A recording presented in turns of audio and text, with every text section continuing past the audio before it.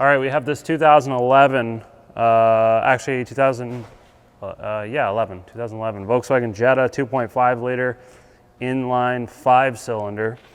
And this has a intermittent running rough / stalling issue. So scanned the vehicle, of course, that's first step. Found P0011, which is your intake camshaft over advanced. And yep, just basically issues intermittent. Drove it for like hours, can't get it to act up, so I really can't do my testing to figure it out. But based on case studies from Mitchell Pro Demand, there is a high number of these solenoids that get changed that fix the issue, and a high number of camshaft position sensors that intermittently fail. The signal drops out and causes the engine to run rough. So we'll be changing this position sensor. I don't usually shotgun parts. I would like to diagnose it. However, I'm sort of grasping at straws on this one. The only other issue I think it could have is the actual camshaft phaser on the end, but we're gonna obviously try this. It's the next cheapest thing. So first thing you're gonna need to do to change this sensor is remove the cover that sits on top of the engine. And in order to do that, you will need to remove 2 screws that hold the ductwork of the cover on. They're just as small Torx. I don't know what size they are. I think they're either a 15 or a 20 Torx. And then you will need a pair of pliers to remove a clamp that looks like this, and it sits up here. So you just take that clamp off and remove this hose. And then there are just 4 dowels that sit there with rubber grommets, and you can just pull the cover off and move it out of the way. That brings us to this point. So what we need to do now is remove this connector. So I'm just gonna grab a little screwdriver thing here. I actually use the Snap-on seal removal tool. You can use a flathead screwdriver as well. That'll work. So I'm just going to, see, these are always interesting. I don't like these, but I just stick it in here and then pull down like that to get that off. So you could use like a 90-degree pick to get in there and lift that tab off, like I say, or use a flathead screwdriver.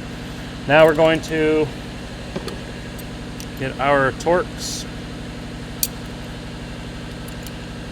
I believe this is a T27 or a T30. Sorry, I don't know what size it is. Take this little screw out. Just be careful you don't drop it. I know when we changed this one, my buddy that was changing it, he accidentally dropped the screw. There we go, we pull it out.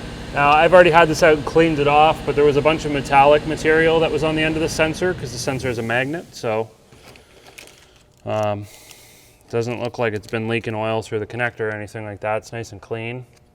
You can take a look at it there. And we will take our new sensor, make sure that it is the same size and all that stuff. Everything looks the same, so we're good there. And we will slip this in. It is a good practice to oil that rubber O-ring. Just helps it go in. Then we will take our screw and install this.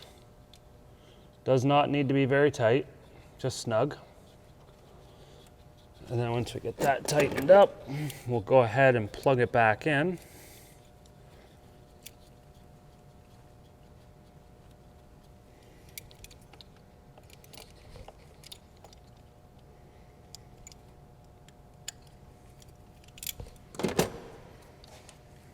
Make sure your connector's all lined up nice, and you can hear it click into place. We'll grab our cover.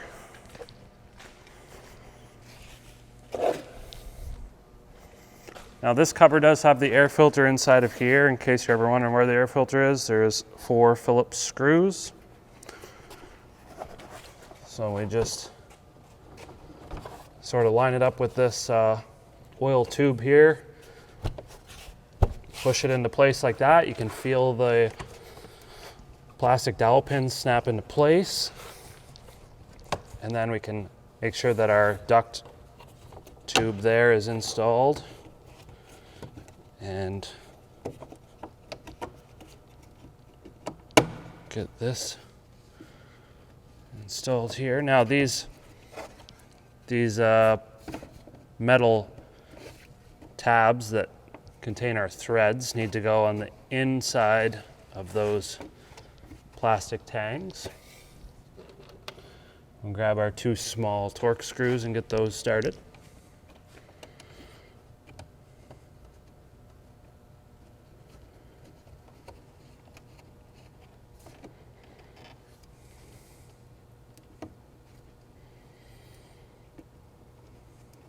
Just be careful you don't drop them.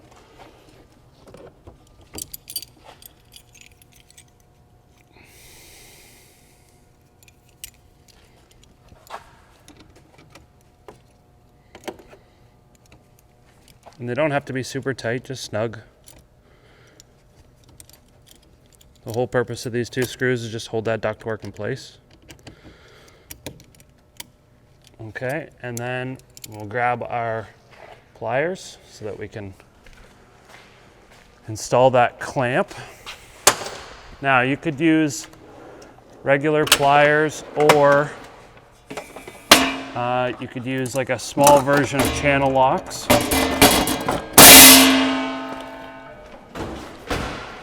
Or you could get yourself some of these.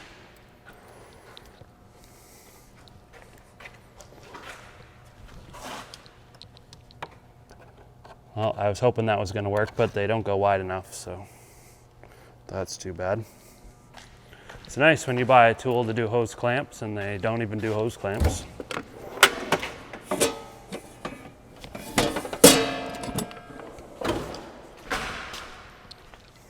So I guess we go to the trusty old channel lock pliers.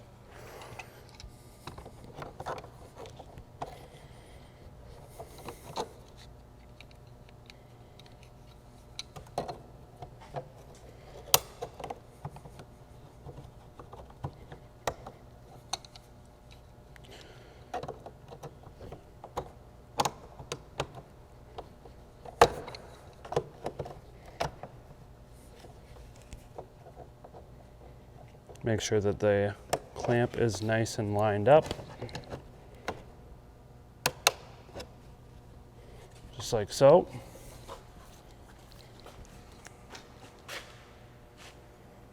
Oh, yeah. I forgot about that one. Should have did that one first. I completely forgot that I had that off. Yeah, you don't have to take this lower one off. I had it off because I was looking at the inside of the intake manifold, inspecting it for oil.